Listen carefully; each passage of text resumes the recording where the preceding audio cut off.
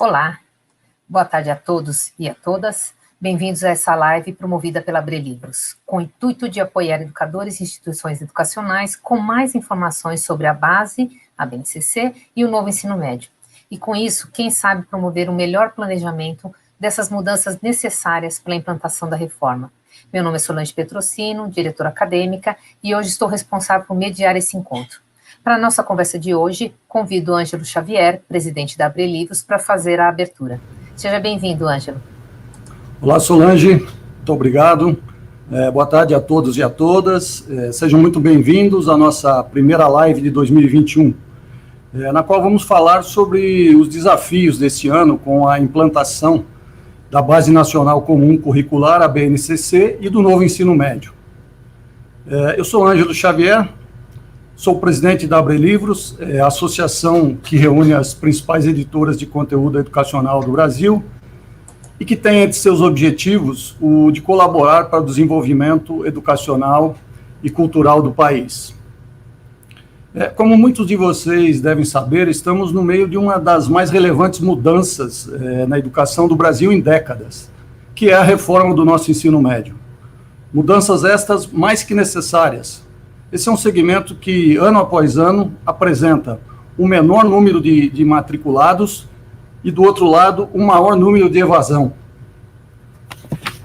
A reforma do ensino médio tem por objetivo combater alguns dos maiores problemas enfrentados nessa fase. Cerca de 30% dos nossos jovens de 15 a 17 anos, quase 2 milhões hoje, estão fora da escola, seja pela necessidade de trabalho e geração de renda, seja pela dificuldade de acesso à escola, ou simplesmente pela falta de interesse no curso de ensino médio. O novo ensino médio visa promover sentido e significado aos estudos dessa fase. Com as mudanças a serem implantadas, os nossos estudantes terão uma trajetória escolar mais relevante ao seu contexto de vida, com maior engajamento e diálogo com seus projetos de vida, com uma inserção social e profissional. A reforma propõe um currículo mais flexível, uma formação integral que desenvolve conhecimentos, competências, habilidades e atitudes que vão nos empoderar para uma atuação mais cidadã na construção de uma sociedade mais justa e igualitária. Alinhadas com os seus objetivos, a Abre Livros convidou 3 especialistas de educação ligados ao tema. Vitor De Angelo, secretário de Educação do Espírito Santo e presidente do Conselho Nacional de Secretários de Educação, o CONSED, recém-empossado nessa função. Mozar Neves Ramos, membro do Conselho Nacional de Educação, o CNE, e João Quaresma, consultor do Ministério da Educação, do MEC, para falar sobre os desafios e oportunidades trazidas pela implementação da BNCC e do novo ensino médio. Agradeço imensamente aos 3 por terem aceito o nosso convite e a todos vocês que estão nos assistindo do outro lado da tela, e os convido a participarem ativamente dessa conversa, que tenho certeza será de altíssimo gabarito. Bem, agora eu devolvo a palavra para Solange Petrosino, que fará a mediação dessa live. Que o nosso encontro seja produtivo e útil, e um ótimo debate a todos, e aproveito para agradecer a todos os associados da Abre Livros, que cooperaram e apoiaram o desenvolvimento desse evento de hoje. Então, muito obrigado, Solange, bom trabalho. Obrigada, Ângelo, pela acolhida. Hoje a gente tem 3 palestrantes, como mesmo o Ângelo disse, que eu tenho certeza que vão trazer muitos subsídios para a nossa discussão. Tanto o Vitor De Angelo quanto o Mozar Neves e João Quaresma, cada um terá uma breve fala, e na sequência traremos as perguntas do chat. Por isso, a qualquer momento, quando você quiser fazer perguntas, coloque lá no chat, que eu vou organizando, e no momento do debate eu trago para a nossa discussão. O nosso primeiro convidado é Vitor De Angelo, presidente do CONSED, do Conselho Nacional de Secretários de Educação, e terá um desafio enorme de falar sobre os principais pontos da BNCC do ensino médio, do novo ensino médio, da importância da reforma, e como as secretarias estão se organizando. Tudo isso em pouco tempo, mas tenho certeza que ele vai dar conta. Bem-vindo, secretário Vitor, a palavra é sua. Obrigado, Solange. É isso, o maior desafio, talvez não seja nem tanto tema, mas falar desse tema em tão poucos minutos. Eu tenho tem uma apresentação que eu vou pedir para aqui o projeto, a gentileza. Enquanto isso, eu queria cumprimentar todos que estão aqui, o Ângelo, você, Solange, o João Quaresma, o Mozart, né? É um prazer muito grande estar dividindo esse espaço com vocês e todo mundo que está nos acompanhando nessa tarde, nessa discussão que é sempre muito interessante. A BNCC, vocês sabem bem, a Base Nacional Comum Curricular, ela estabeleceu um conjunto de iniciativas do ponto de vista da educação comuns ao Brasil, em todas as etapas da educação básica, e aqui hoje estamos discutindo a BNCC no que ela diz respeito ao ensino médio. E, nesse particular, o ensino médio passou a não apenas estar alinhado a uma base comum, mas ele mesmo foi reformado, né? Diferentemente do ensino fundamental e do ensino infantil, que passaram a estar em linha com a BNCC, porém, sem maiores transformações. No caso da BNCC, ela teve esse impacto direto sobre o ensino médio, mas esta etapa também passou por uma outra transformação, que foi a chamada reforma do novo ensino médio. Queria pedir, por gentileza, que passasse no primeiro slide. Ele tem uma linha do tempo, eu não vou aqui me estender a respeito dela.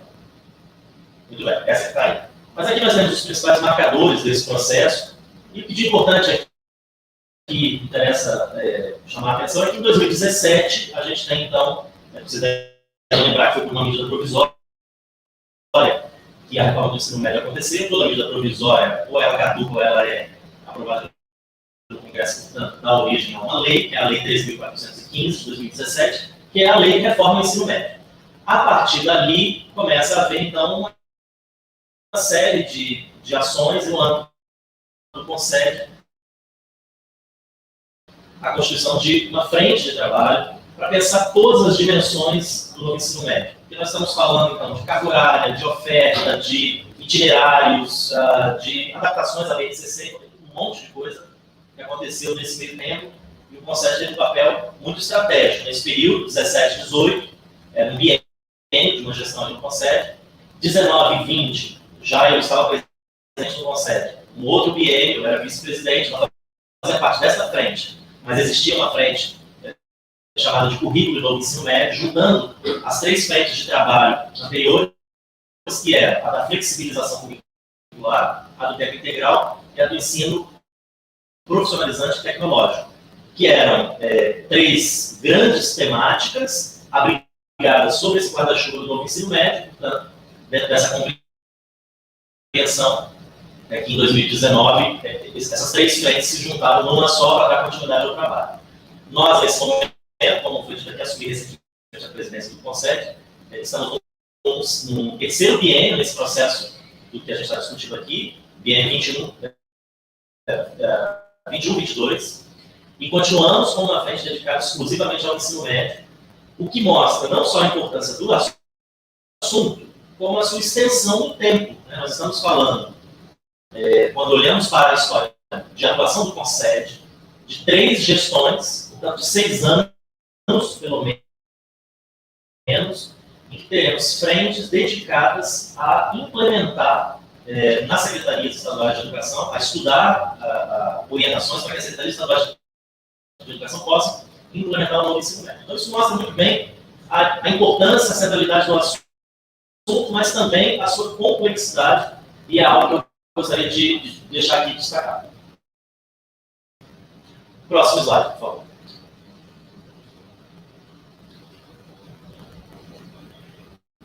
Tem um anterior, por gentileza. Bom, eu vou seguir com o meu e aí eu vou pedir que vocês se alinhem aqui comigo. Uma das grandes questões da reforma do ensino médio é a adaptação da escola às novas demandas. Né? Demandas que são mundiais. Quer dizer, o nosso ensino médio, esse que nós temos hoje, ele é um tanto descolado sobre vários pontos de vista do que acontece em países avançados do mundo afora.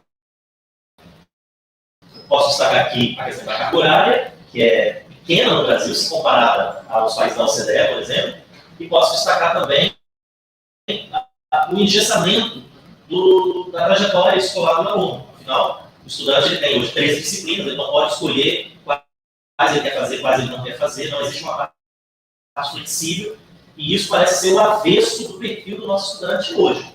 Por isso que o novo ensino médio vem também trazer essa perspectiva de adaptação às novas características do mundo, né, contemporâneo, mas desse aluno contemporâneo. Né, um aluno flexível, que quer e precisa escolher algumas trajetórias e precisa encontrar isso na escola.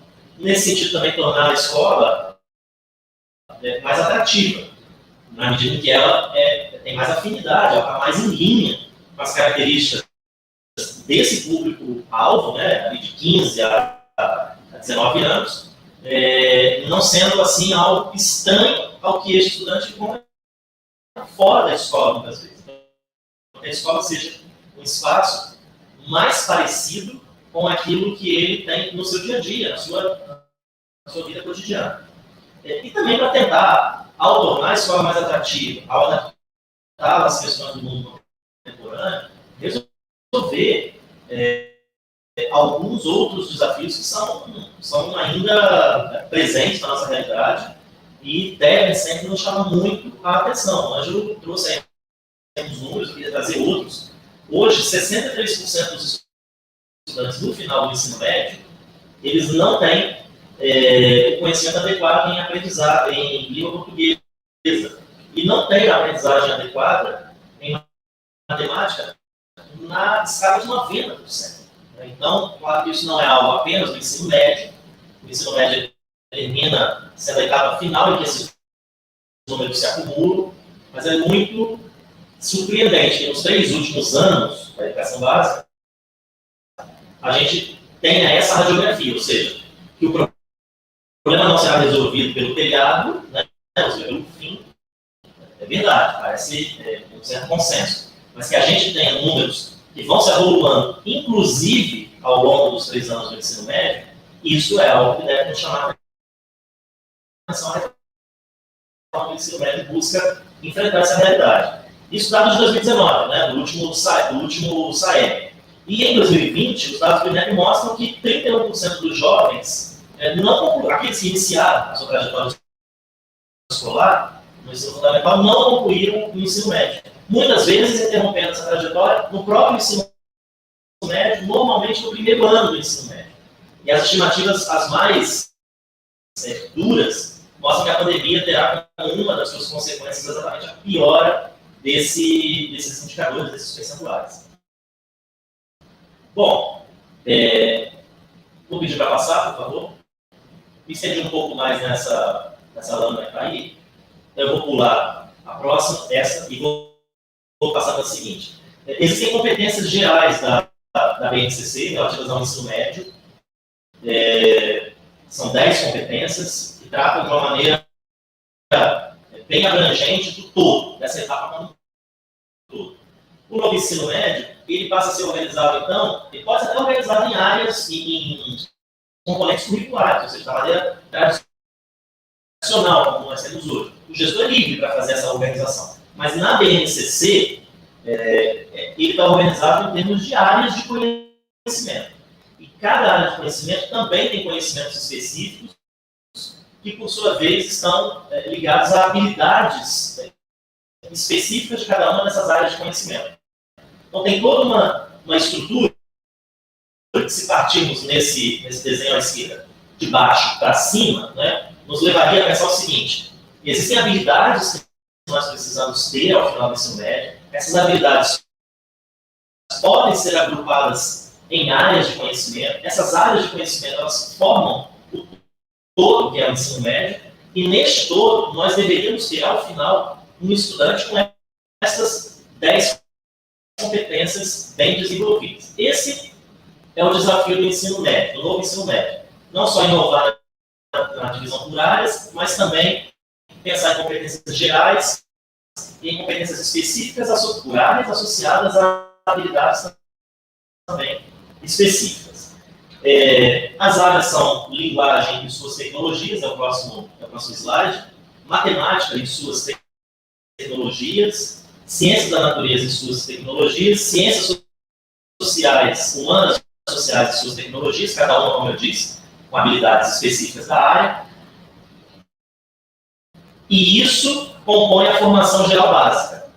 Num outro momento, né, teremos os itinerários formativos, ou seja, podendo combinar uma área com a outra, ou apenas seguir na mesma área, né, nós teremos uma sequência, do ponto de vista da oferta, né, vou falar isso daqui a pouco, chamada de itinerários formativos, e nessa parte o aluno, já numa atualização do ensino médio, ele pode escolher, claro que sempre dependendo da oferta, os itinerários, os caminhos que ele quer seguir. Então, essa é uma das inovações também que o ensino médio traz, a possibilidade de o aluno, do estudante, não só fazer aquele caminho anterior, já conhecido, não necessariamente pensado por componente curricular, disciplina, né, como a gente conhece muitas vezes, mas por área, mas além disso, de poder, num outro momento do seu ensino médio,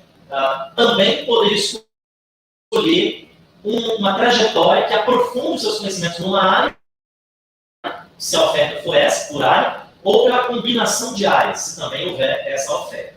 Então, isso passa a trazer um outro desafio, que acho que já fica claro, que é dessa arquitetura e da oferta. Ou seja, que itinerários nós vamos oferecer, quem vai oferecer o que faz mais sentido para cada rede, em que medida nós queremos combinar ou não as áreas, como é que isso é distribuído nas escolas e também a própria carga horária.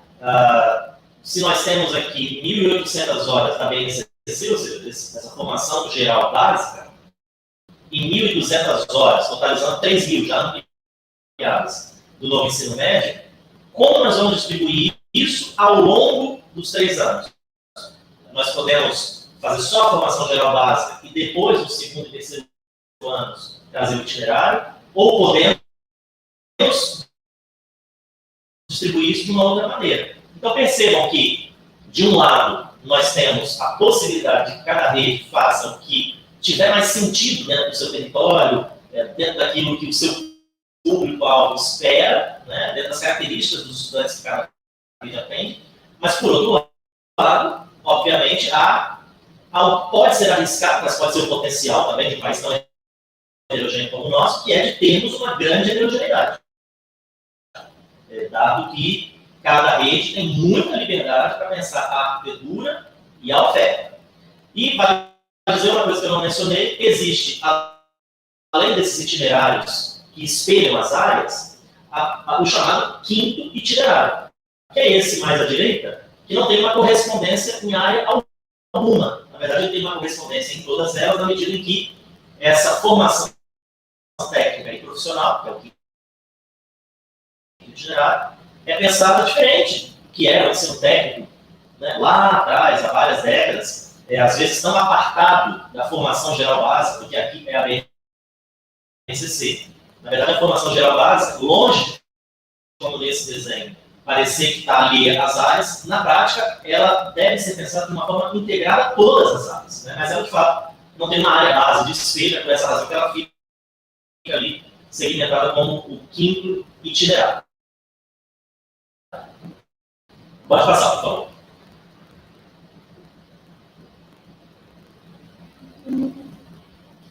Bom, eu tenho aqui alguns slides, acredito que eu já avancei Secretário, pouco tempo, então na hora que alguém me cortar, não sei se o Solange está entrando para falar que é a hora de eu terminar, eu posso cortar, ok? Não tem nenhum prejuízo, que eu acho que o que eu trouxe aqui é realmente o mais importante. Oi, Solange. É porque tá falhando muito e aí a gente não está conseguindo entender. Eu vou sugerir que a gente pare, eu inverta a ordem, a gente faça a conversa primeiro como usar, enquanto tenta resolver essa questão de conexão, porque a gente está perdendo um pouco do áudio e aí é uma pena perder toda essa informação. Pode ser, secretário? Você se incomoda da gente inverter a ordem? Pode ser assim? Não tem problema nenhum, e eu peço desculpas a vocês, mas hoje foi um dia realmente de muitos problemas aqui na secretaria, com conexão. Não, só para tentar resolver. Aí a gente inverte enquanto tenta resolver isso. Pode ser? Pode, sem problema. Para a gente aprender muito, muito dessa fala. Obrigada, secretário, por enquanto. Então, nós vamos para o próximo palestrante, que é o Mozar Neves, que é membro do Conselho Nacional de Educação, CNE, e vai falar para a gente da formação de professores, que é um tema muito caro a ele, que sei que está extremamente envolvido com isso, com estudos sobre isso. Seja muito bem-vindo, Mozar, mais uma vez, tema muito importante nesse processo de mudanças no ensino médio, né? O que você tem para nos contar? Bom, boa tarde, Solange. Quero agradecer a Abre Livros pelo convite. Está ao lado dos nossos amigos, o Vitor, o João Quaresma, é uma alegria muito grande. É uma pena, Vitor, realmente hoje o problema da internet está muito sério. Todos os meus colegas do Conselho Nacional de Educação de São Paulo estão sem conseguindo acessar a reunião do Conselho Nacional, que se realiza agora. Então, é um problema que não é só seu, não. Eu acho que está um problema bem sério aí, uma tempestade enorme, São Paulo, Campinas. Enfim, vamos tentar ajudar e depois voltamos aí com vocês. Faz parte mesmo da tecnologia e desses momentos que nós estamos vivendo. Bom, eu queria pedir à Solange que pudesse colocar a nossa apresentação, já passando para o slide seguinte, onde eu quero primeiro situar esses pontos tão importantes que foram colocados aqui pelo secretário Vitor em relação ao novo ensino médio, o porquê dessa nova estrutura para o ensino médio.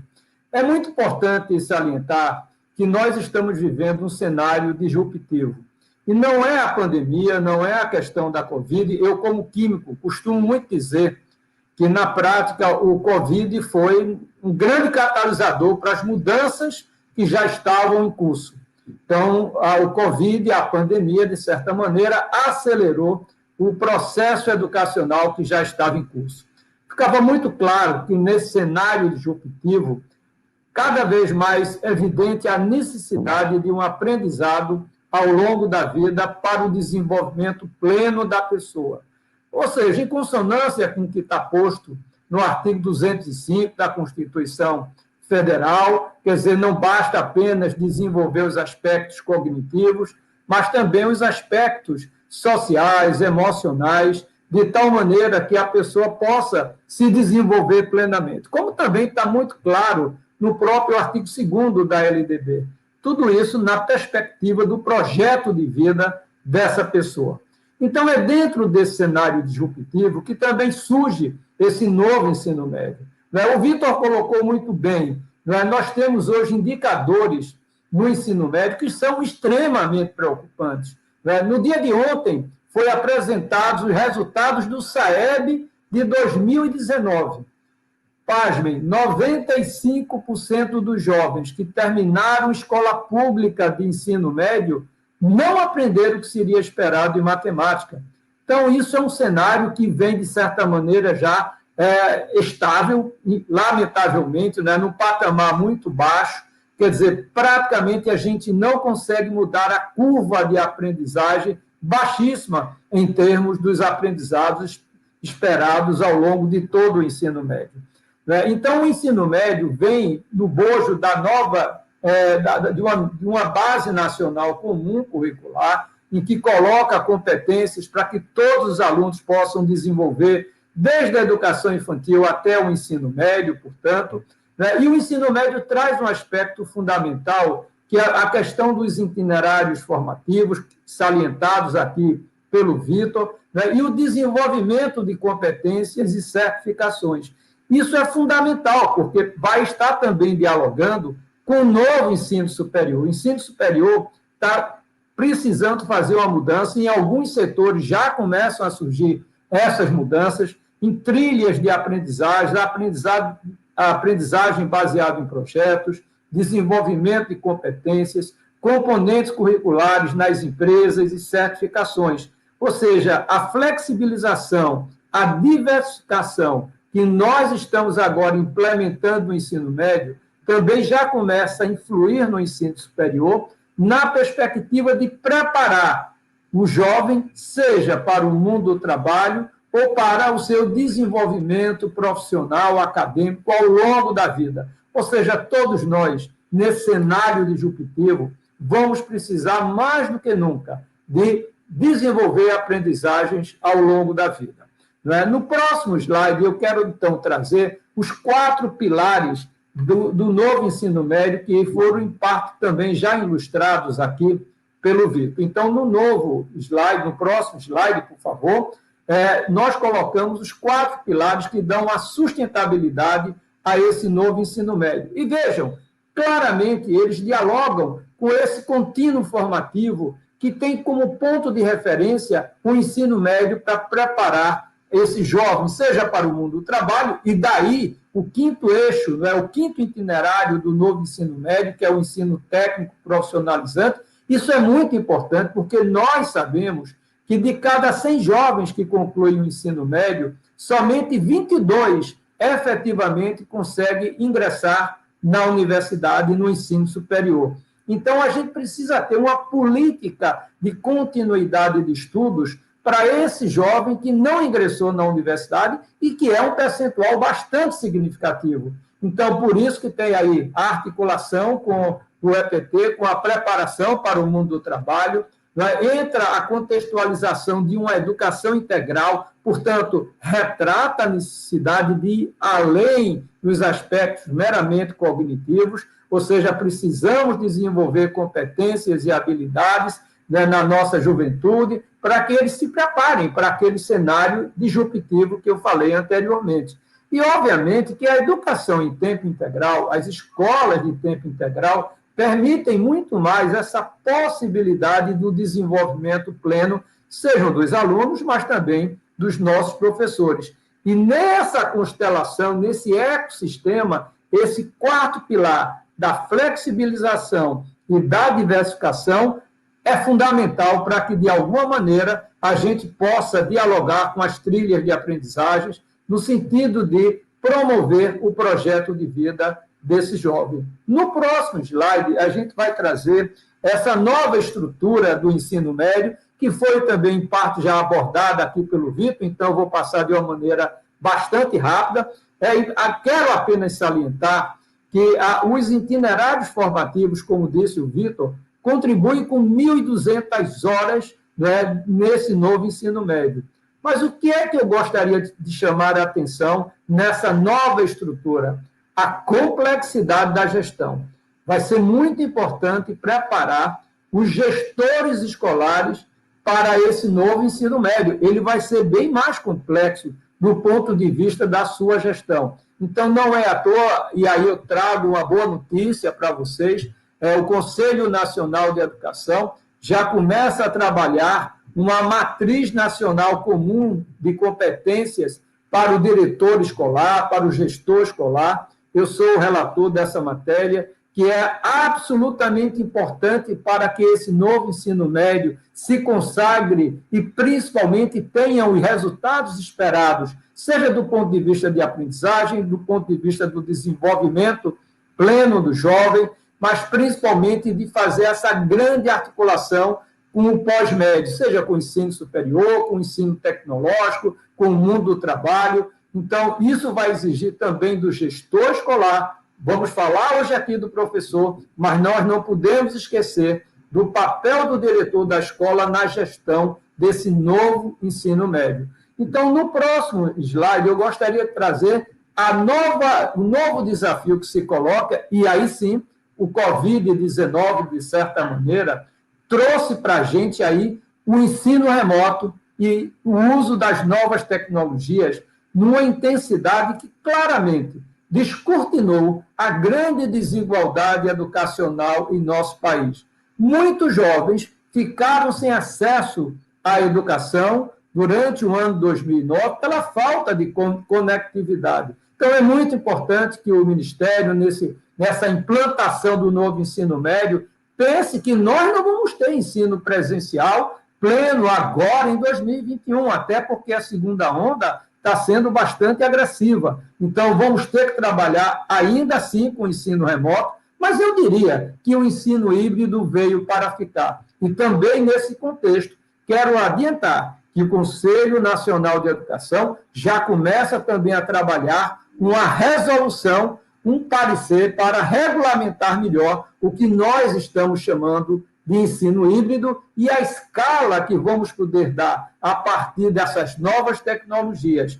O ensino híbrido tem muito a ver com as aprendizagens ativas, né? Isso vai ser outro aspecto muito importante, o trabalho baseado em projetos, né? Então, vai ser algo em que as metodologias ativas vão cumprir um papel muito importante nesse contexto do novo ensino híbrido, né? E nesse contexto também, a pergunta que nesse momento faríamos, no pouco tempo que temos aí para trazer esses insumos para debater com vocês, no próximo slide vem a pergunta central. Nesse cenário disruptivo, nessa nova estrutura do ensino médio, desenvolvimento de competências de preparação para a vida, né? Como preparar professores para esses novos tempos, né? Então, nós não podemos mais ficar olhando para aquela preparação do retrovisor que já se mostrou insuficiente, mesmo antes desse cenário disruptivo. A formação no Brasil, principalmente a formação inicial, que tem tudo a ver com as nossas universidades, é uma formação muito teórica. Então, por essa razão, no próximo slide, nós trabalhamos há um ano atrás, e já foi homologada a nova Base Nacional Comum da Formação Docente, pautada em 3 pilares centrais: o conhecimento profissional, a prática profissional e o engajamento profissional. Está muito claro, a resolução já foi homologada em dezembro de 2019, para a formação inicial, e fica muito claro a nossa preocupação de ampliar, de dar sentido, de dar luz à questão da prática profissional. É tanto que vocês poderão claramente observar o aumento da carga horária prática profissional que todos os licenciandos precisam desenvolver na sua formação inicial, mas vocês vão ver e encontrar também algo muito similar na resolução da formação continuada, que foi homologada pelo Ministério da Educação em outubro de 2020. Essas 2 relatorias, eu tive o privilégio, tive a honra de ser o relator no Conselho Nacional de Educação.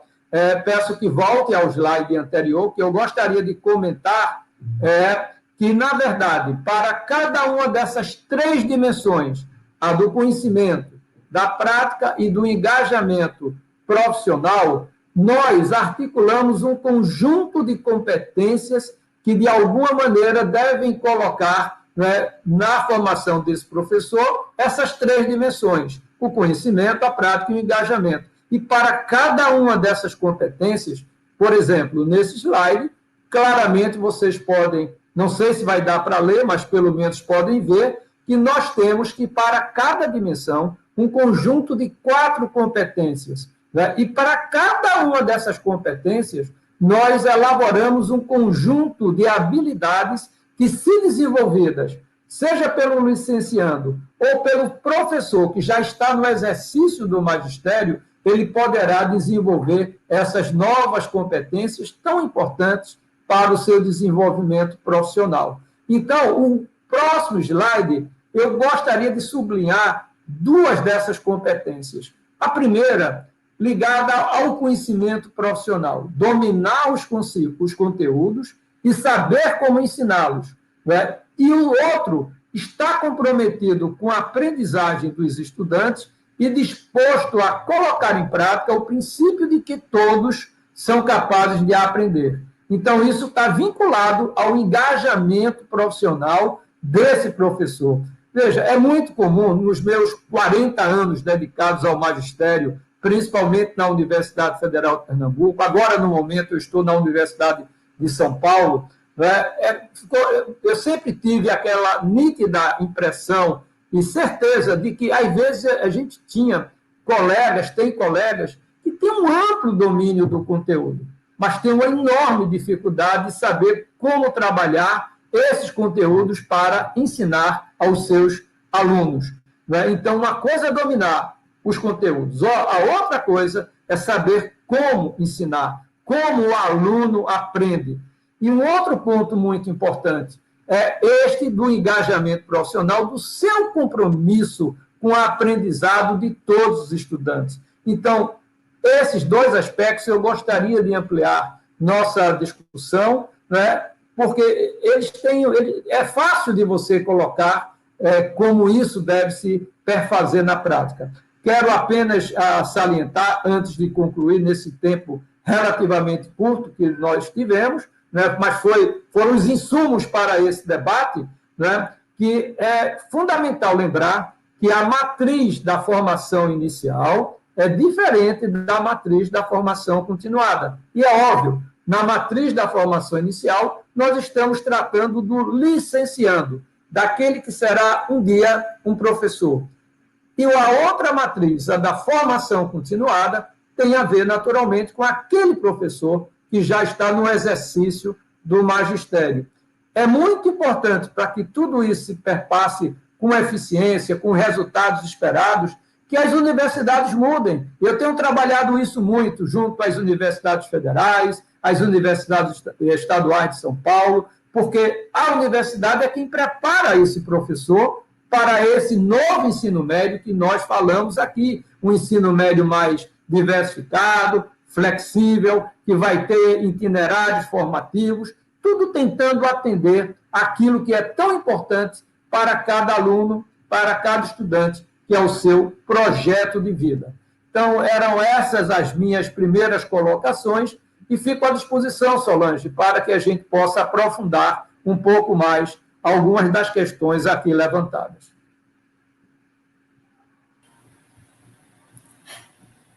Mozart, sempre um aprendizado te ouvir. Muito obrigada. Tem muitas concordâncias aqui no chat, e tem algumas perguntas que eu vou deixar mais para o final, mas queria que você abordasse um pouquinho. São muitas competências que o professor tem que desenvolver, mas para o seu fazer, não é só prática pedagógica, mas eu queria que você entrasse especificamente numa questão que envolve engajamento e conhecimento. Será que a gente poderia dar algum exemplo para a gente trazer mais para a concretude essa questão que você está abordando? E, se possível, eu sei que você também teve uma conversa com Ariano Suassuna, que é um privilégio, aliás, essa conversa, que ele falou da importância da narrativa. Dá para você abordar essa questão, por favor, com exemplos? Claro, Solange. Essa foi uma das tantas conversas boas que eu tive com o nosso saudoso Ariano Suassuna, né, paraibano, porreta lá de Itaperoá, na Paraíba.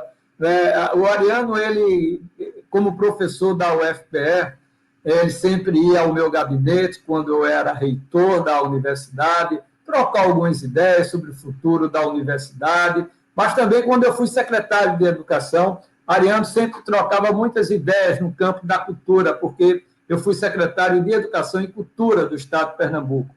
E eu tive uma experiência que foi extremamente desafiadora para mim.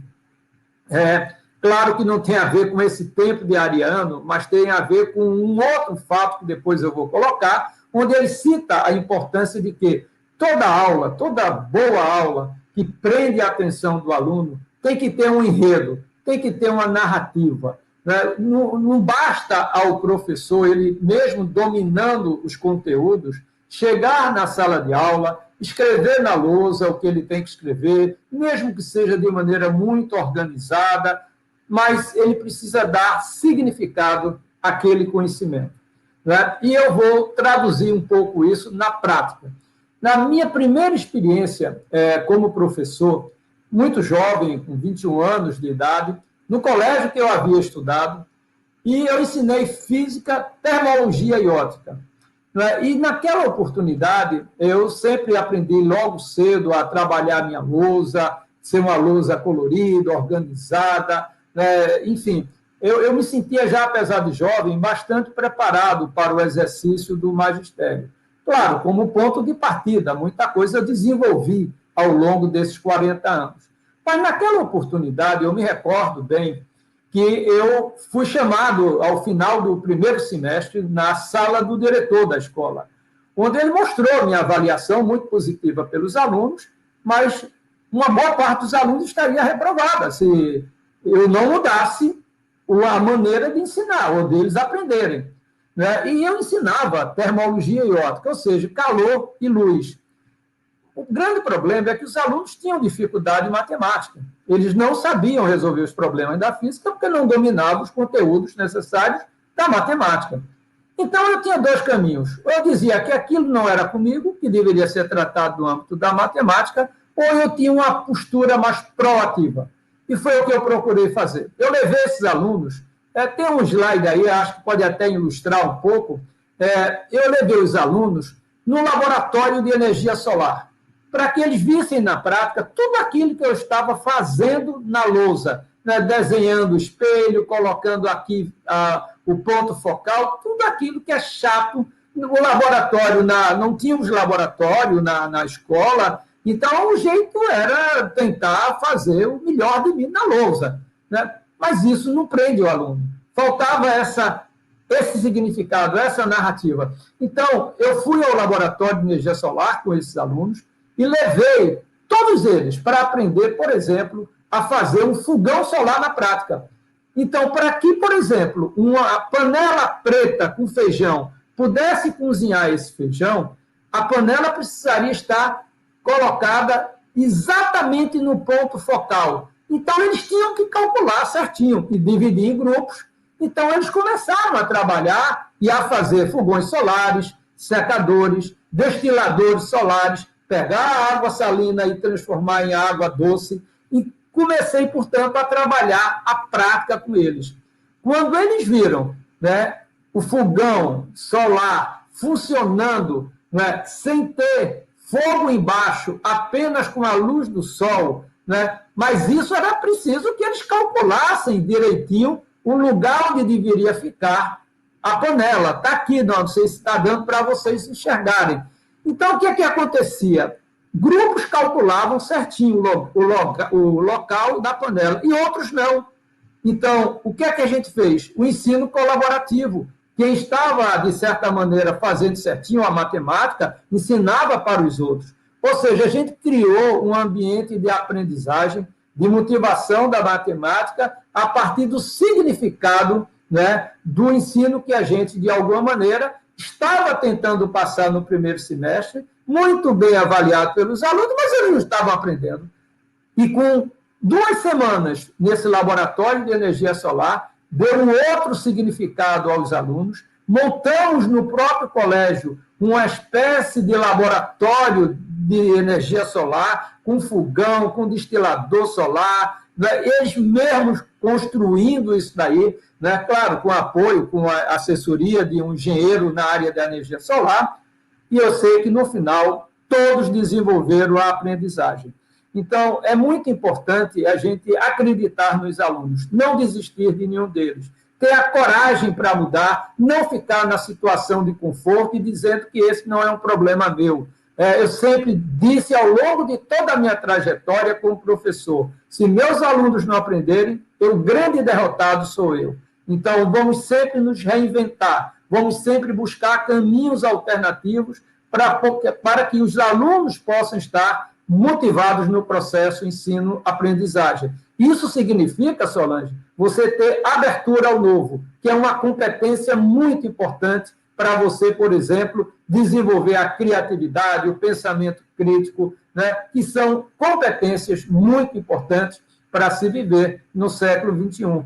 Então, é um novo tempo, o futuro chegou e precisamos mudar a formação do professor. Não basta dominar conteúdos, é preciso saber como ensiná-los.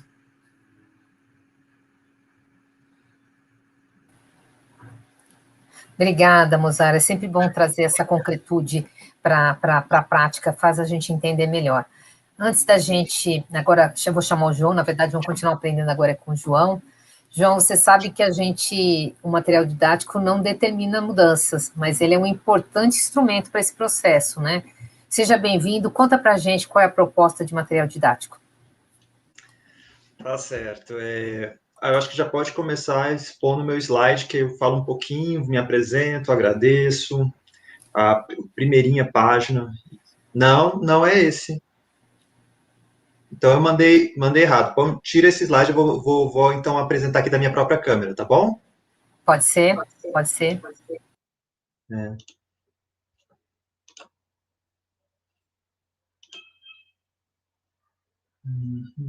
Apresentação.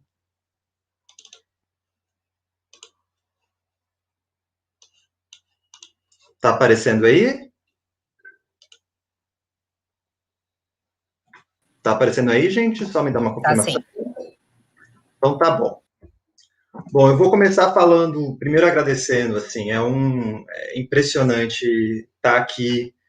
E então eu tenho muito que agradecer a Beatriz, ao Ângelo, porque esse edital que deu origem a essas obras foi a realização de um sonho, assim. Eu vou contar para vocês um pouco desse bastidor e que foi muito difícil, então, enfim, eu fico até um pouco emocionado. Então, peço já desculpa se eu ficar um pouco emocionado durante a fala, e porque eu realmente acredito que ele é uma peça muito importante para essa mudança, mesmo que ele seja, como você estava dizendo, né, Solange, ele não é o protagonista, mas ele é um grande suporte, né?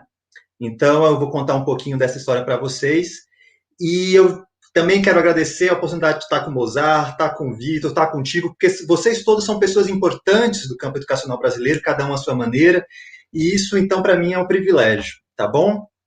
A gente vai relembrar um pouquinho, vamos começar a pensar tudo que o Ângelo já falou e o Mozart também, dessa mudança radical que teve, que o ensino médio, o novo ensino médio propõe. A gente, por um lado, a gente tinha até o PNLD 18, obras disciplinares, então a gente tinha a arte, língua portuguesa, matemática, e o PNLD 2021, ele vem de um jeitão bem diferente. Ele vai ter livros de projetos, vai ter livros por áreas de conhecimento, vai ter específicos, vai ter formação continuada e vai ter literários. Ou seja, a própria existência, a própria configuração dos livros já demonstra que a gente está falando de um outro processo de ensino e aprendizagem. E aí eu me permito, né, tendo vivido esse processo intensamente, contar um pouquinho qual é a história por trás desses livros. Ou seja, o que em termos de conceito, amarrou a produção dessas obras. E aí, contando história, a gente vai começando a contar os personagens que fizeram parte dela. Um personagem extremamente importante nessa história é o Sebastião Vitalino da Silva, o professor Vitalino, que foi coordenador da COGEAN, ou seja, parte lá do MEC que cuida dos materiais didáticos, e ele criou algo, ele é doutor em gestão, né? Então ele criou algo extremamente interessante, que foi a subseção de estudos aplicados em políticas públicas educacionais.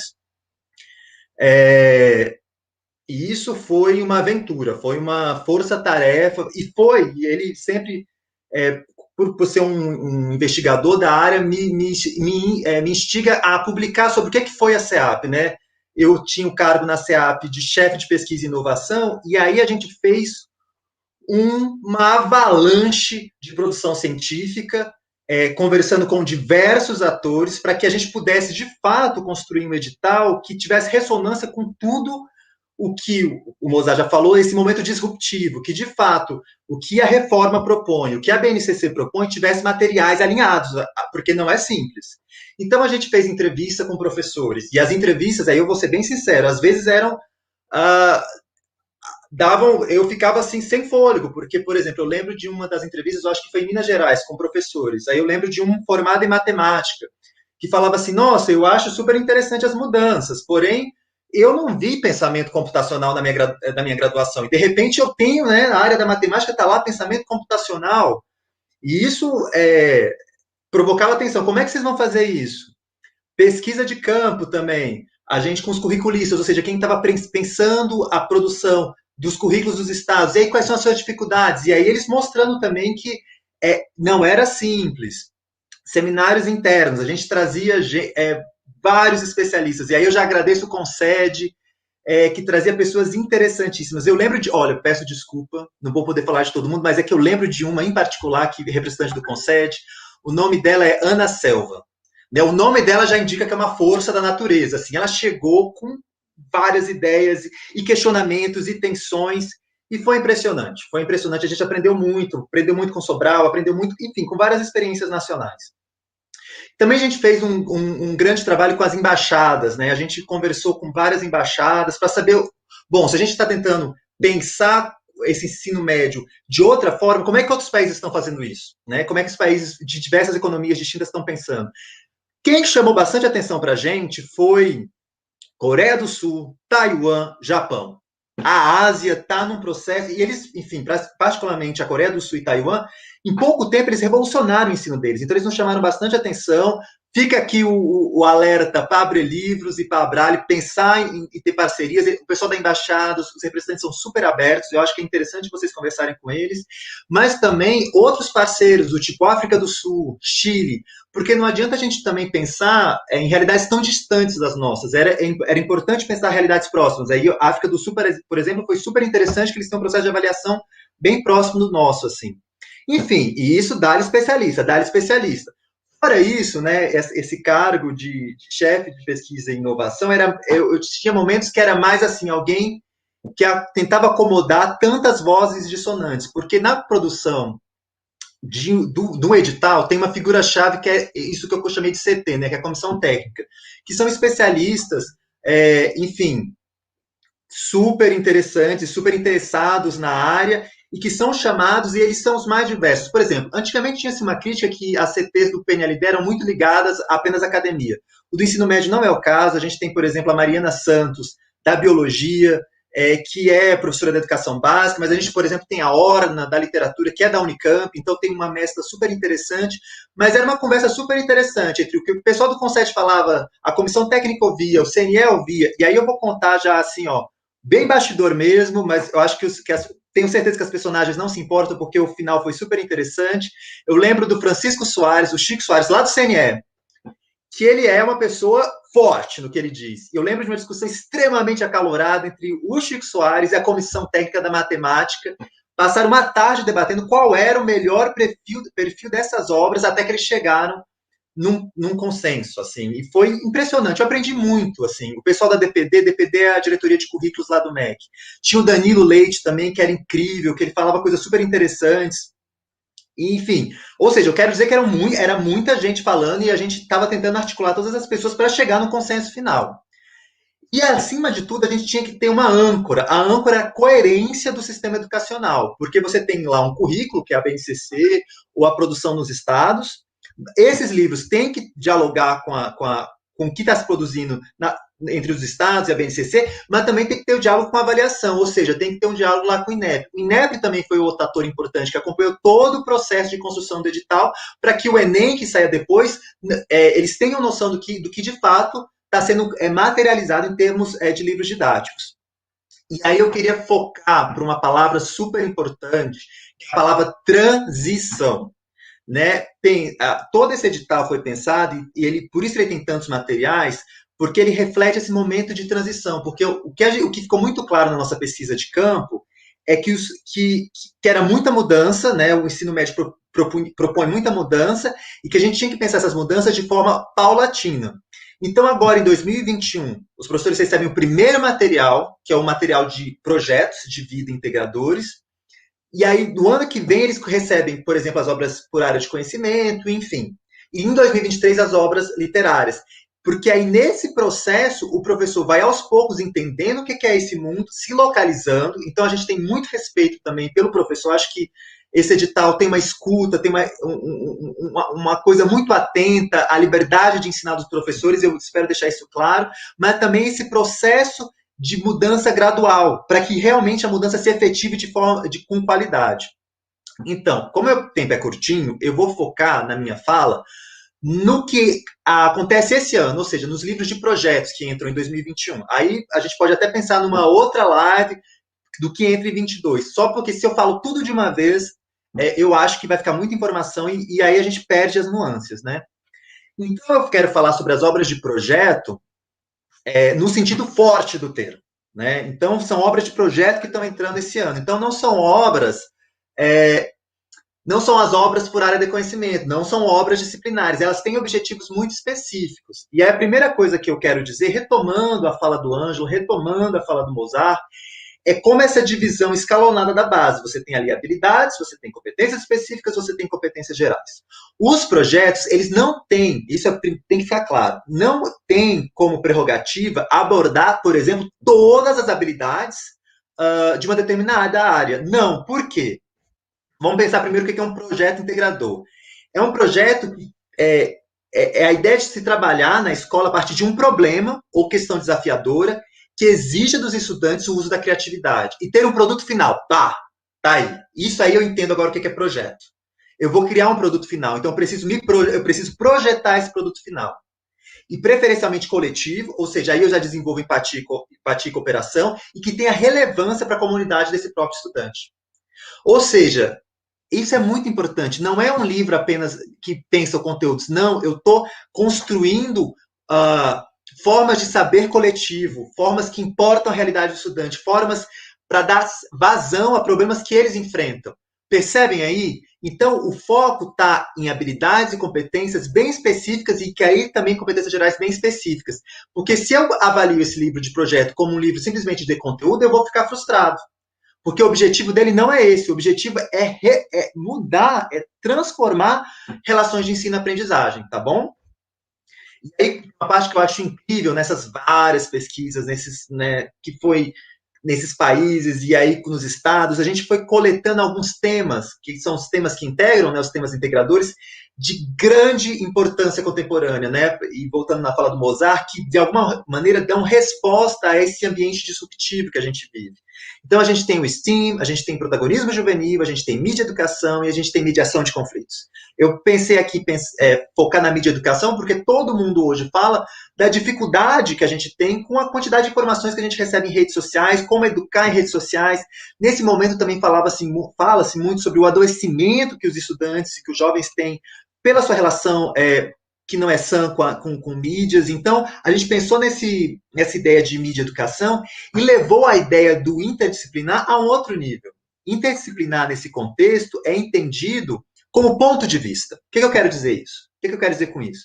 A mídia e educação, por exemplo, vai ser trabalhada nas 4 áreas do conhecimento. Então, eu vou ter a mídia e educação trabalhada a partir do ponto de vista das ciências humanas sociais aplicadas. Então, por exemplo, eu vou ter discussões sociológicas a respeito. Mas eu também vou trabalhar a mídia e educação a partir da matemática. Ou seja, como é que a matemática, como é que a matematização da vida pode me ajudar a entender a mídia social. E da mesma forma a linguagem, da mesma forma a ciência da natureza. E aí eu tenho o mesmo objeto de conhecimento visto a partir de diferentes pontos de vista. E aí eu mudo radicalmente, de novo, as formas de apreensão da realidade.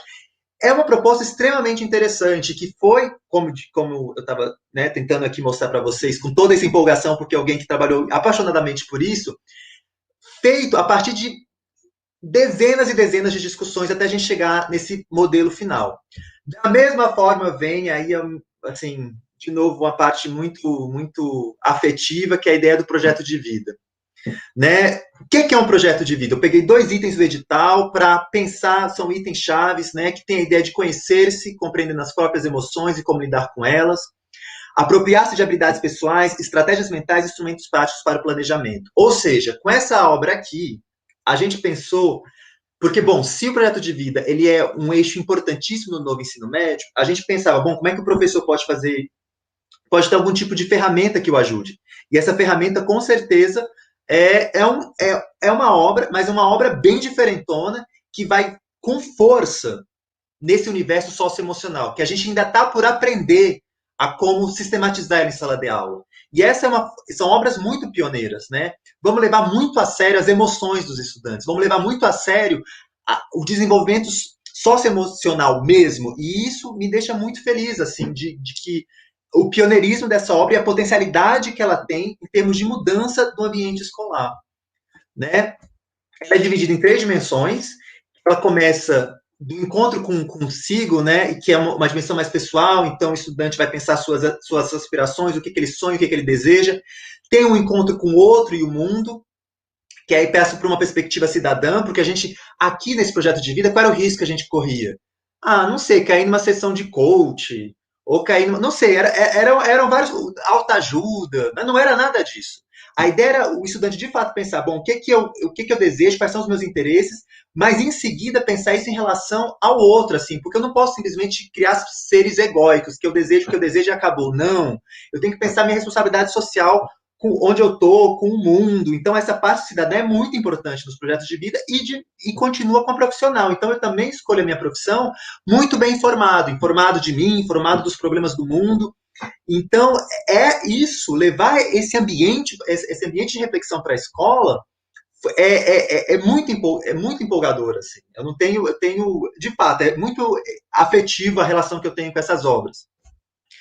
E aí ela trabalha com competências específicas, que são as competências que o projeto de vida trabalha, a argumentação, é só para dizer como é que ela vai se articulando, assim. É uma obra que está muito ligada às competências gerais, mas a gente também pode dizer que ela trabalha com cooperação e empatia, enfim.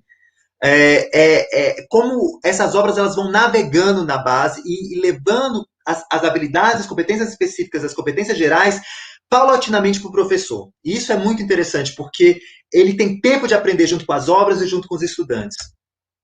E aí tem algumas perguntas recorrentes, eu vou até falar um pouquinho mais devagar agora, porque tem a parte de empolgação, mas tem a parte de algumas dúvidas que eu tenho que tirar, né? Que são dúvidas recorrentes, que é do tipo assim, as obras de projetos integradores substituem os livros disciplinares? Não, porque a gente não está mais nessa lógica. Não é que antes tinham 12 livros e agora a gente pegou livros de projetos integradores. Nada disso. As obras disciplinares foram substituídas por todas aquelas obras, as de integradores, as de vida, as por área de conhecimento, enfim, eu vou voltar nelas daqui a pouco, mas é só para dizer assim, gente, não é todos aqueles livros que existiam antes, agora só projeto integrador e de vida importa, não é isso mesmo, como eu disse, é gradual. Primeiro a gente chega agora, nesse ano, com a projeto integrador de vida, ano que vem com mais obras, tá bom? Aí todo esse conjunto substitui as anteriores do 18. Outra pergunta importante, as obras de projetos integradores são as de itinerários formativos? Não.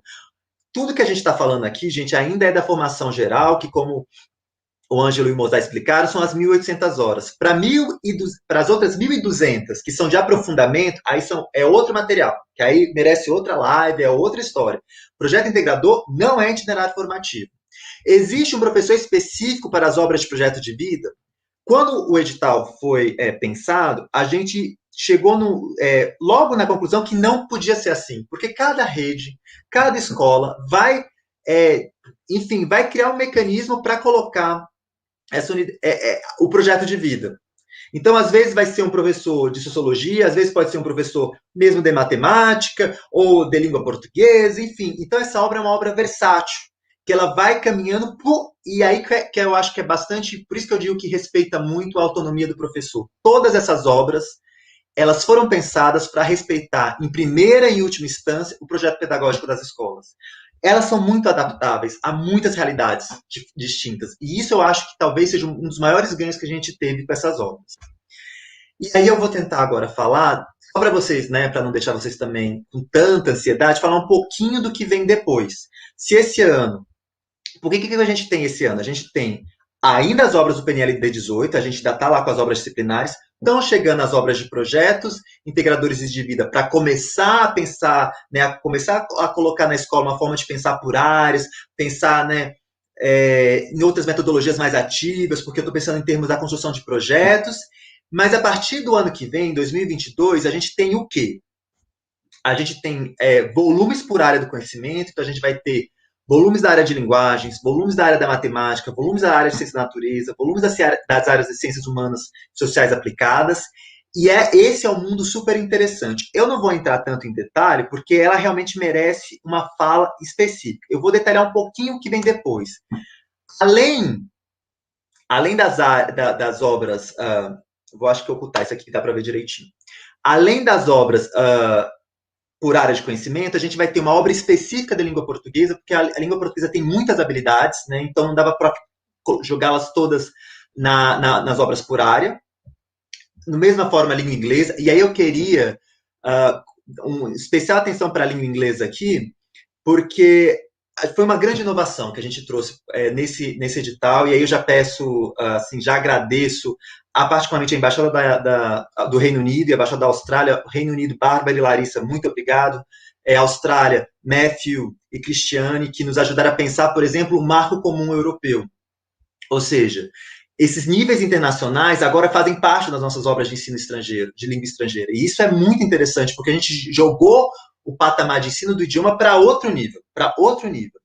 Outro livro ineditíssimo que entrou, que é um livro específico, é o livro de Ciências Humanas e Sociais Aplicadas em diálogo com a matemática.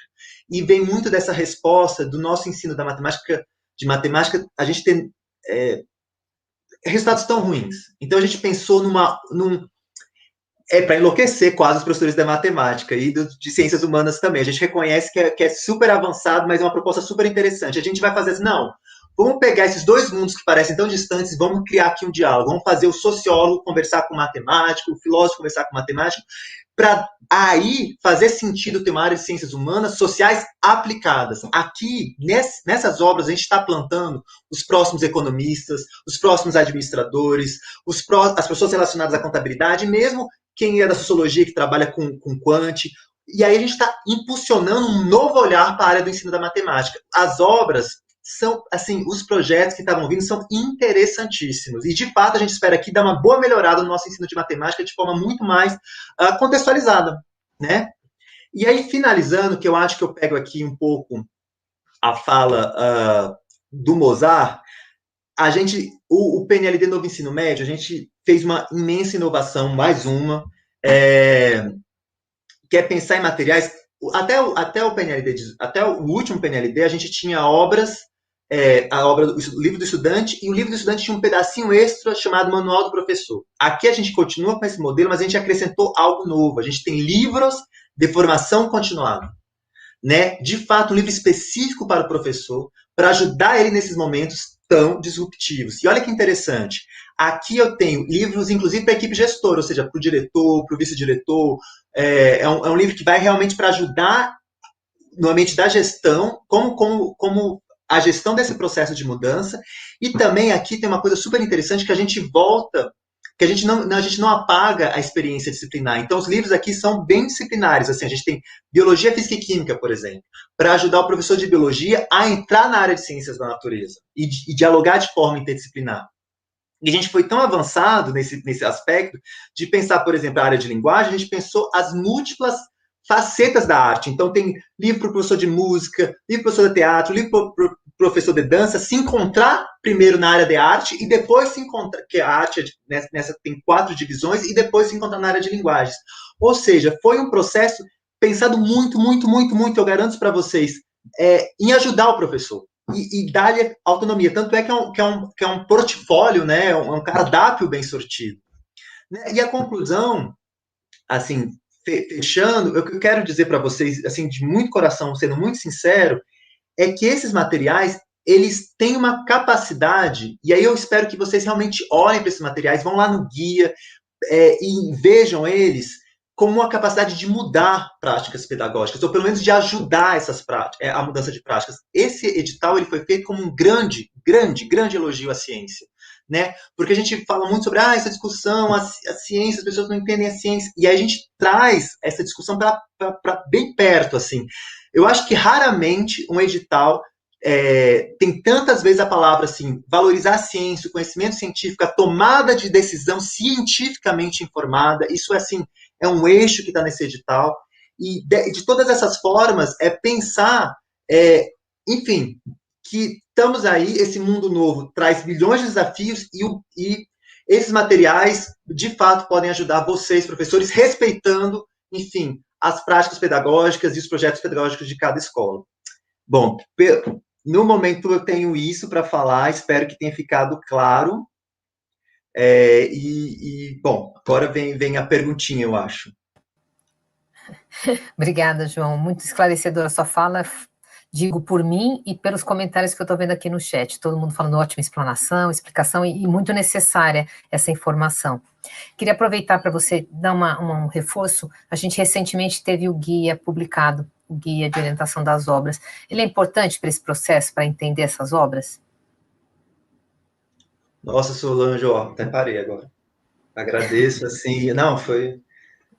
porque é isso, gente, as pessoas podem dizer, enfim, tudo. Eu quero realmente que vocês acreditem em mim, no que eu estou falando, porque é com muita emoção que eu falo tudo isso, mas mais importante é que vocês, professores, avaliem, vocês mesmos. E agora está aberto, o guia está aberto à escolha. Eu acho que talvez eu possa ter um slide aqui em algum lugar que mostre como acessar o guia que eu queria enviar para vocês. Mas como aqui eu tive que olhar meu próprio slide, então talvez atrapalhe. Então eu vou enviar depois, acho que no final do encontro eu coloco um slidezinho com o site, né, com o endereço, que aí vocês, por favor, né? Confiem em vocês, acessem, olhem lá o que está disposto e vejam, assim, a polivalência desses materiais. Eu vou falar para vocês que foram 88 obras aprovadas. 88, contando todos os projetos de vida de todas as áreas do conhecimento, ou todos os projetos integradores de todas as áreas do conhecimento, mais projeto de vida. 88 obras. É um cardápio gigante, que pode se adaptar muito para a diversidade brasileira. Então, por favor, vão lá no site, eu vou enviar para vocês o link lá no final da palestra, e vejam por vocês mesmos que tipo de material é esse e o que eles propõem, tá certo? Obrigado. A gente que agradece. E agora a gente vai retomar aquela conversa que a gente parou no começo com o secretário Vitor De Angelo sobre a organização. Agora acho que a minha conexão está melhor. Bem-vindo novamente. Secretário, será que a gente podia retomar a partir das questões do status dos currículos nos estados, como está acontecendo isso? Está fechado o microfone, secretário. Sim, Solange. Primeiro, eu queria pedir desculpas aí pela situação, mas a gente estava no computador com a internet cabeada e nada funcionou. Hoje não foi a primeira vez, tentamos resolver, mas também não deu certo. Aí eu corri aqui para o meu celular. Perfeito agora. Está perfeito agora. Aí estamos aqui no celular. Bom, eu não sei se vocês vão projetar novamente. Bom, eu queria começar nesse mapinha, né? Eu tinha feito uma apresentação com os fundamentos da BNCC, do novo ensino médio, e até me alonguei nisso, achei que era mais importante. O Mozart e depois o João, eles de alguma maneira aprofundaram dentro das suas falas, mas o que vinha na sequência da minha apresentação, que é isso aí, né? São dados de como andam as coisas nos estados, né? Então, esse mapa que vocês veem, ele é muito interessante, porque ele mostra, por cores, a situação em cada estado. Então, nós temos, a maioria dos estados já estão com os referenciais curriculares aprovados e homologados, 7, né? E outros, 11, os referenciais curriculares em apreciação pelo Conselho. Então, estão em vias de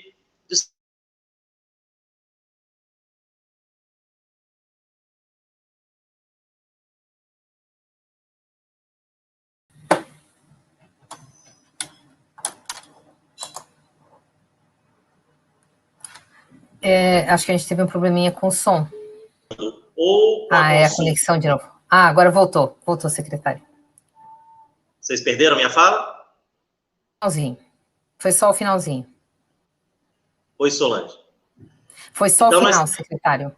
Nós temos 18 estados, como eu disse, não sei se vocês pegaram essa parte, com os referenciais aprovados e homologados, e outros 11 em vias de acontecer isso, mas temos uma situação assim que enseja um olhar, não vou dizer de preocupação, mas um olhar de atenção com 6 estados que estão realizando a sua consulta ou finalizaram, né, essa consulta, e acho que aí a situação de maior atenção, 3 estados que estão no processo de construção dos seus referenciais, porque eles ainda vão passar pela consulta, passar pelo conselho, até chegar à homologação. Dá para fazer? Dá para fazer, mas na medida em que o ano de 2021 é um ano em que nós teremos ou que começar a implementação curricular, como alguns estados se programaram, ou ao menos para os que se planejaram, como aqui no Espírito Santo estamos fazendo, para implementar o currículo novo no ano de 22, o ano de 21 teria que ser de formações, né? Então, quando a parte da formação ou da implementação, ela embola com a própria construção do currículo, então a gente tem perdas, né? É claro que há vários fatores que explicam isso, não é apenas uma questão de vontade dos gestores, né? E a pandemia atrapalhou muito esse cenário no ano passado, mas eu estou trazendo aqui nesse mapa uma radiografia um pouco de como as coisas andam. Podemos passar nos próximos slides, aí eu vou passar bem rapidamente, viu? Temos 19 estados com comitês de governança já instituídos, portaria publicada, com a equipe definida, portanto, e com reuniões regulares desses comitês, né? Então, temos aí um número bastante expressivo de estados organizados nesse sentido. O slide seguinte, que está dividido entre formação geral básica, itinerários formativos pelas áreas de conhecimento e o itinerário formativo do ensino profissionalizante, mostra, por exemplo, que 18 estados, essa primeira barrinha, eu vou falar só o que está em verde, 18 estados, portanto, a maioria, né, já finalizou a formação geral básica. Obviamente, você vê que vem diminuindo o verde e aumentando as demais cores, porque é exatamente essa é a trajetória. Então, quem acabou primeiro a formação geral básica. O que essas 3 linhas estão mostrando é que há um número importante nas 3 linhas já majoritário, mas maior ainda, que já deu esse primeiro passo, a formação geral básica concluída. Um número menor, mas também majoritário, já com os itinerários formativos por área de conhecimento também finalizados, e um número também majoritário, mas menor ainda do que os anteriores, com a parte da educação profissionalizante finalizada. Então, assim, tem de novo um caminho, mas acho que os números indicam aí um cenário positivo na construção da parte da BNCC e da parte flexível do currículo. Na parte da organização curricular, que é o slide seguinte, 19 estados, isso é interessante, organizaram por área de conhecimento, né? Esse gráfico à esquerda, eu estou me referindo ao que está em verde. Ou seja, a maioria não optou por manter como é hoje a organização, que é por componente curricular. Manteve essa perspectiva inovadora no novo ensino médio, que é a perspectiva da área, né, que pode até ser desdobrada como oferta por componente curricular, mas a construção foi por área. E isso, a meu ver, é importante, porque é o que tem rebatimento depois do itinerário formativo, né? Na medida em que ele é por área, quando a gente faz por área já na formação geral básica, nós começamos uma trajetória escolar no ensino médio que, não vou dizer que tem mais coerência, mas que ela tem mais sentido para o itinerário formativo, que é por área, né? No gráfico à direita, quando a gente olha os itinerários formativos por área, por áreas de conhecimento, nós tivemos aí uma grande maioria, né, que pensou as áreas, mas pensando as áreas de maneira integrada, né? Então, vocês devem lembrar, quando eu falei nos primeiros minutos aqui dessa nossa conversa, lá na primeira vez que eu estive aqui falando, como a formação geral básica, ela se desdobra por áreas, ela tem uma equivalência no itinerário, que também é por área, mas que essas áreas podem ser combinadas de maneira integrada. E o que no gráfico da direita, a parte em vermelho está identificando, é que a integração foi a opção da maioria dos estados, 18 estados fizeram assim, e 7, aí totalizando quase todos os estados, 7 fizeram por área, fazendo, portanto, um desdobramento literal do que vem da primeira parte, da formação geral básica. Com relação à consulta pública, acho que eu já trouxe essa informação, mas é o gráfico seguinte, 19 estados já encerraram o processo de consulta pública a respeito da formação geral básica, enquanto 17 já fizeram sobre os itinerários formativos. Definição de oferta, 2 slides depois desse aí, quem estiver passando, por favor. Com relação à definição de oferta, nós temos 19 estados que já definiram como vão fazer a distribuição da sua carga horária, ou seja, daquelas 3.000 horas, como é que equilibra as 1.800 da formação geral com as 1.200 dos itinerários, né? Dentro daquilo que eu, lá também na minha primeira aparição aqui, falei. Então, essa definição já foi tomada pela maioria dos estados.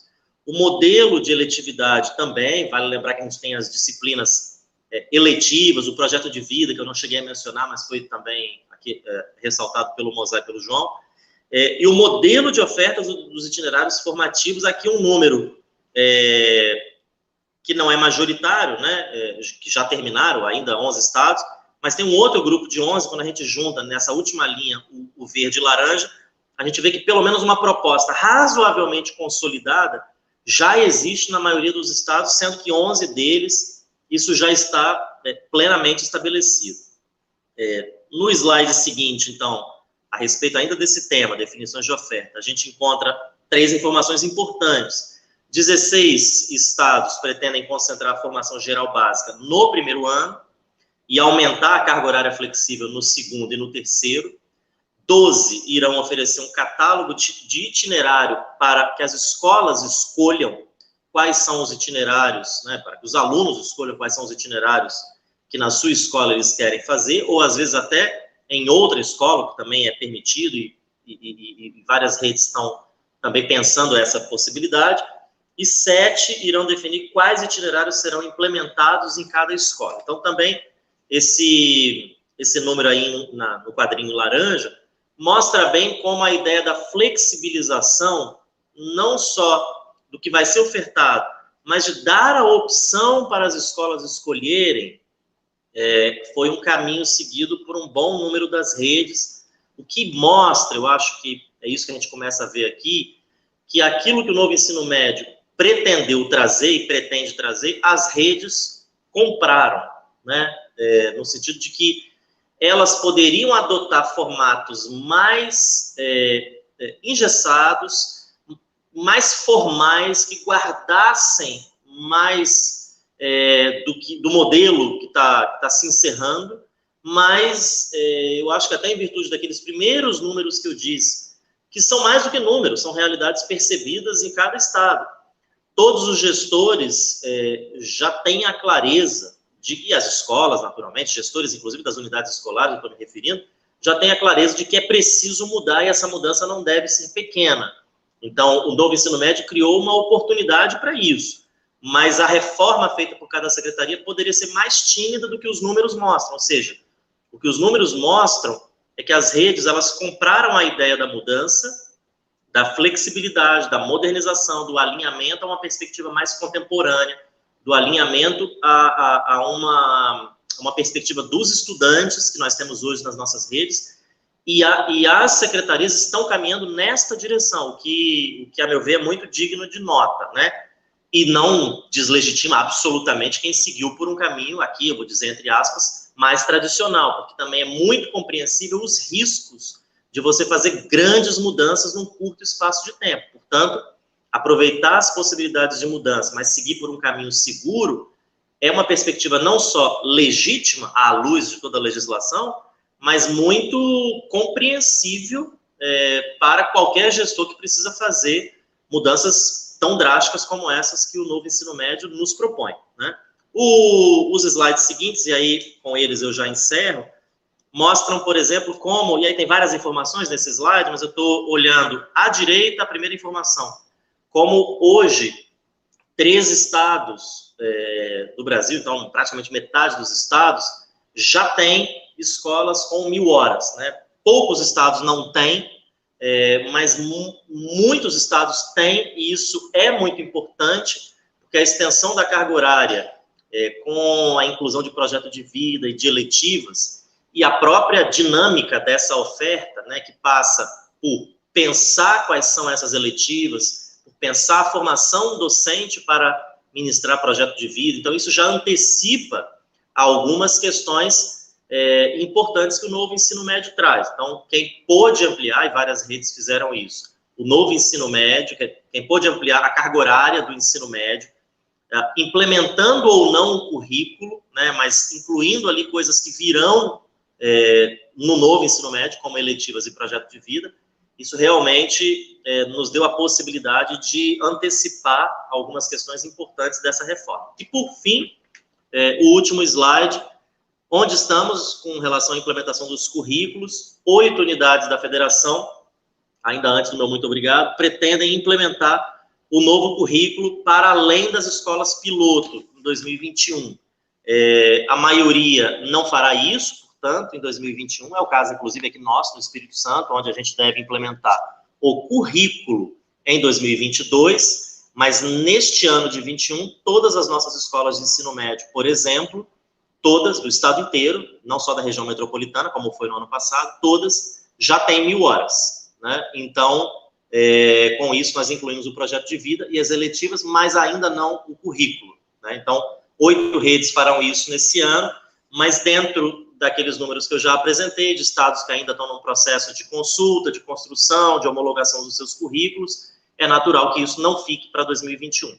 O nosso já foi homologado recentemente, mas como nós entendíamos aqui que era preciso fortalecer a questão da própria formação, é isso que faremos ao longo deste ano de 21, para em 22 iniciarmos o primeiro ano do novo ensino médio com um novo currículo dessa etapa tão importante da educação brasileira.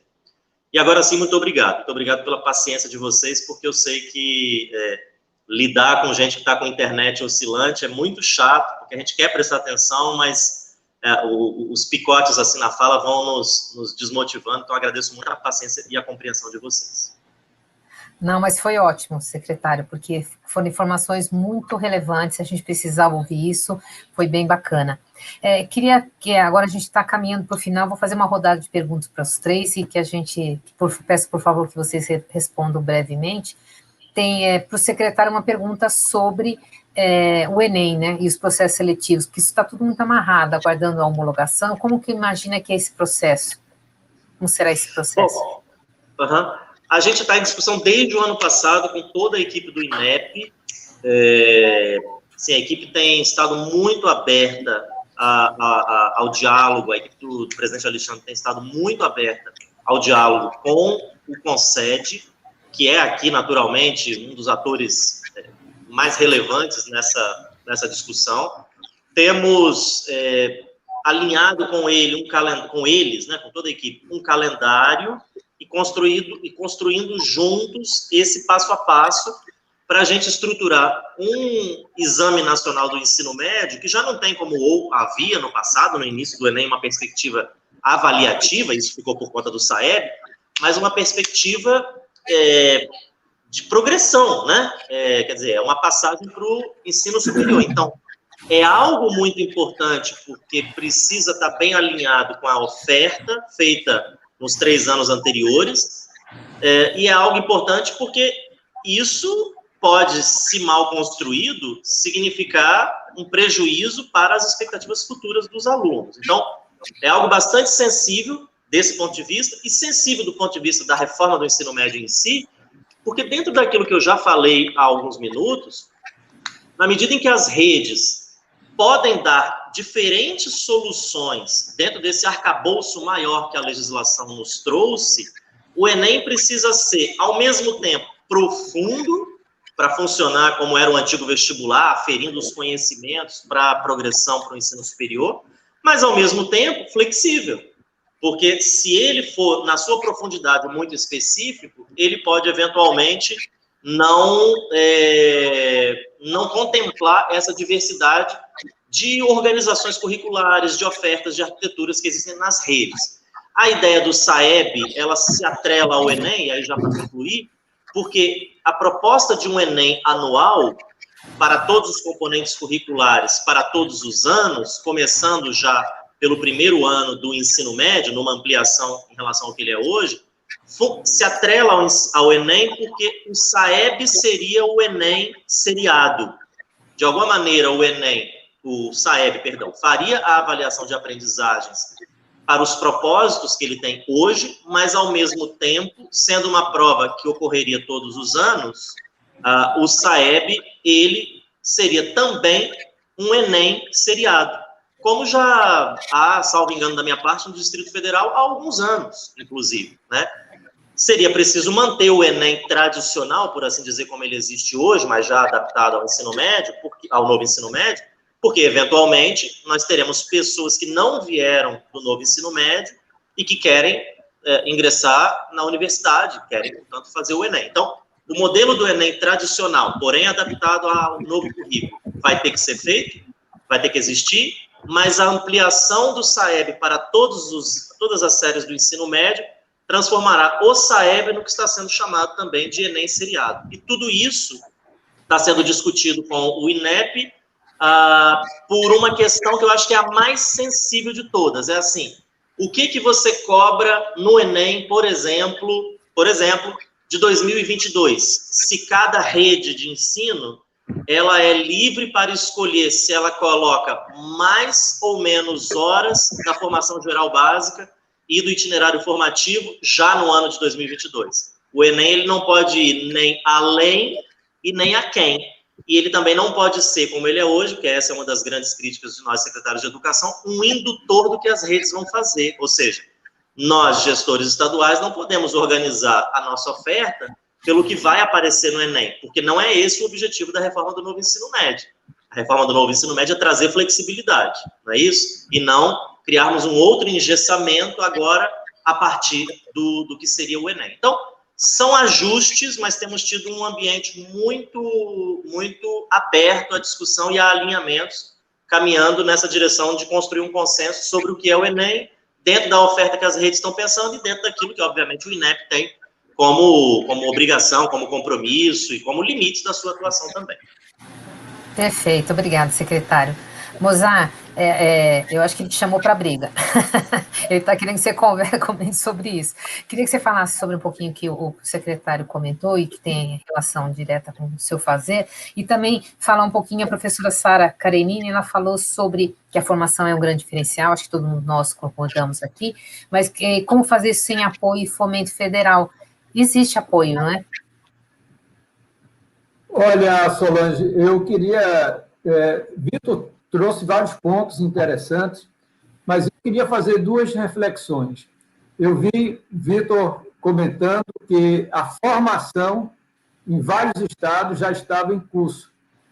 A minha grande dúvida, Vitor, é de qual formação nós estamos falando. Porque, veja, é a formação apenas nos aspectos cognitivos do conteúdo, porque como ter uma formação capaz de desenvolver no professor as competências para que ele possa, aí sim, desenvolver as competências previstas na BNCC. Então, esse é um ponto que eu tenho trazido. O MEC, na minha opinião, está atrasado nesse aspecto, né, porque eu temo que termine sendo um pouco, se a gente não cuidar, uma formação muito parecida com aquela formação do passado, que a gente já viu que não funciona. Está aí os indicadores de aprendizagem. Saiu, como eu disse na minha fala, o resultado do SAEB 2019. 95% dos alunos que terminam o ensino médio nas escolas públicas não aprenderam o que seria esperado em matemática. Isso tem a ver com a formação, sim, do professor. Nós precisamos mudar a formação. E eu temo que essa formação, me desculpe, é uma percepção, termine sendo um pouco mais do mesmo. E esse mais do mesmo não vai resolver. E eu tenho um ponto, nós nos reunimos, Vitor também participou, na terça-feira, com o presidente do INEP, lá no Conselho Nacional de Educação. O CNE tem procurado acompanhar esse calendário das avaliações, e é importante salientar e estressar esse ponto que foi aqui trazido pelo Vitor, de que nós vamos ter agora o Enem seriado, quer dizer, agora em 2021 já vamos ter para uma parcela dos alunos do ensino médio que viveram a pandemia do 9º ano do ensino fundamental, que estão agora no 1º ano, parte das vagas para 2024 vão ser já reservadas para esses alunos que irão fazer agora o Enem de 2021. O grande desafio é que a gente sabe que esses jovens eles estão com muitos déficits de aprendizagens, e que a desigualdade foi muito grande. Eu tenho levantado isso para o presidente do INEP, porque, na prática, o aluno da escola particular, de certa maneira, eles tiveram muito mais possibilidades de desenvolver essas aprendizagens do que a larga maioria dos jovens da escola pública de ensino médio, que estão começando agora o 1º ano, portanto, que vieram do 9º ano do ensino fundamental de 2020. Esse é um ponto que o Conselho precisa acompanhar, porque ele é central nesse campo. O outro ponto também que eu queria trazer à baila nesse momento, que é a questão do 5º eixo. É muito importante. Então, precisa o INEP e o presidente Alexandre, com transparência, com bastante tranquilidade, ele não sabe ainda como incorporar no Enem o 5º eixo, que é a questão do ensino técnico profissionalizante. E se a gente não tiver uma maneira de como integrar esse 5º eixo aos 4 outros eixos por área de conhecimento, eu acho que a gente vai ter dificuldades de atrair os jovens para esse 5º eixo. É uma percepção que eu acho que a gente precisa aprofundar. E no que coloca a questão final, acho que foi a Sara que colocou, olha, o MEC tem hoje, através da CAPES, uma definitiva de formação, em média, tem por ano, sabe, R$ 1,5 bilhão, né? Então, obviamente que nós poderíamos usar melhor esse dinheiro da formação para, principalmente, a preparação do professor, mas não para fazer mais do mesmo, mas uma formação que seja capaz de desenvolver plenamente o professor na perspectiva do que está posto lá na BNCC, para que ele se prepare a desenvolver nos seus alunos aquelas competências e habilidades. Eu acho que o João Quaresma colocou vários insights interessantes que o livro didático traz, mas é preciso que a avaliação esteja alinhada com isso. Eu aprendi muito na minha vida que quem determina muito o currículo é o livro didático e a avaliação, minha experiência de vida. Não sei como vocês pensam isso. Mas tem dinheiro na CAPES e tem o dinheiro, que não vamos esquecer, do FUST. O FUST tem 23 bilhões de reais que deveria, em parte, ser aplicado para a conectividade dos alunos e formação do professor, principalmente para esse ensino híbrido. Então, na minha opinião, os recursos têm precisa vontade política, coordenação nacional pelo Ministério da Educação. Tem vários pontos da questão desse novo ensino médio que estão atrasados por conta do próprio MEC. A gente sabe disso, né? Mas, diga-se passagem, que houve toda aquela mudança no Ministério em 2020, juntamente com a pandemia. Mas agora a gente tem que dar celeridade. Obrigada, Mozart. E para a gente encerrar, João, você poderia contar para a gente um pouquinho detalhar um pouco melhor a questão de como conciliar o uso do projeto integrador com a organização das obras disciplinares que a gente tem? Certo. Ou seja, as obras que ainda estão aí, do PNLD 18, e essas obras que estão chegando agora, é isso? Isso. Pois muito bem. Eu acho que o primeiro ponto que a gente pode pensar é que as obras de projeto integradores e de projeto de vida que chegam em 2021, elas não são previstas só para 2021, é 2021, 2022, 2023, ou seja, todo o ciclo dos próximos 3 anos, tá? E é o último ano desses livros disciplinares. Então, esse é o primeiro ponto. Uma vez que os professores já estão acostumados a trabalhar da forma que o PNLD 18 vinha apresentando, o que a gente sugere é que, bom, cada livro de projeto integrador tem 6 projetos, né? Eu posso, nesse primeiro ano, pegar um projeto e começar a desenvolvê-lo, porque é isso que tem que ficar claro, né? E aí, por exemplo, eu, professor de Química, pego lá o meu projeto integrador, voltado para a área da ciência da natureza, e começo a trabalhar já nesse intuito de, dentro desse universo disciplinar, pouco a pouco, indo para o interdisciplinar. E aí eu trabalho com projeto e tenho os outros 5 para trabalhar nos outros anos. Da mesma forma, a gente pensa o projeto de vida. O projeto de vida tem 3 dimensões, certo? O eu, o mundo e o nós, basicamente, né? Reduzindo. Ele chega no segundo semestre, agora desse ano. Então, já é o momento de eu começar a trabalhar com os estudantes essa perspectiva do eu, quais são os meus interesses. E aí, lá para o segundo ano, eu finalizo esse eu e começo a pensar a parte cidadã no terceiro e último ano, fechar com a perspectiva profissional.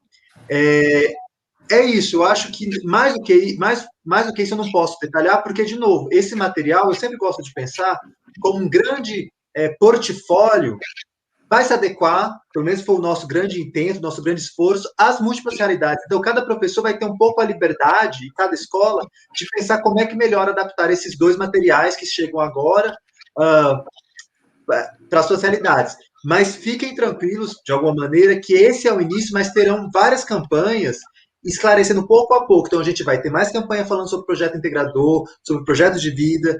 Aí, mais para frente, aí eu já conto com a Abre Livros e também com a Braille para falar lá das obras por área de conhecimento, para as obras específicas.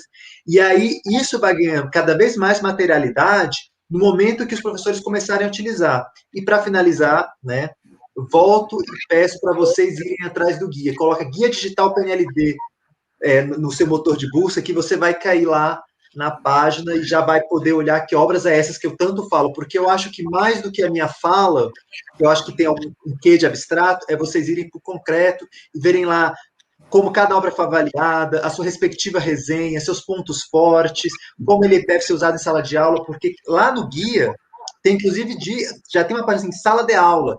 Então, de cada um 88 obras. Então, eu convido vocês de novo a irem lá no Guia Digital PNLD. Tá bom? Obrigado. Eu coloquei no chat o link do acesso ao guia, então quem quiser já está lá no chat para acessar. Nosso tempo, na verdade, estourou, a gente já esgotou mais do que esgotou, é uma pena. Agradeço a todos os palestrantes, vocês tornaram minha tarefa muito fácil, contribuíram muito para o aprendizado nosso, de todos que estão nos assistindo. Essa transmissão está sendo gravada, então vai ficar disponível para visualização posterior para quem quiser assistir com mais detalhe. Agradeço a Abrelivros, acho que a gente vai ter que marcar outra, já vi que tem assunto para discutir, especialmente agradeço a pessoa do presidente Ângelo por promover essa discussão tão necessária. Vou pedir que coloquem para a gente os slides da Abrelivros, para a gente conhecer um pouquinho de todas as instituições que fazem parte, pode passando, por favor, das instituições que fazem parte da Abrelivros e que podem promover, contribuir para esses momentos de aprendizado, de promoção da cultura. Mais um, por favor, só para a gente ter uma ideia da dimensão que tem a Abrelivros. Então, muito obrigada. E a gente vai encerrando aqui a nossa fala. Obrigada a vocês que acompanharam a transmissão, aos que contribuíram com perguntas. Espero que venham outras dessa relevância. A nossa educação agradece. Façamos todos uma transformação acontecer. Um abraço e até a próxima.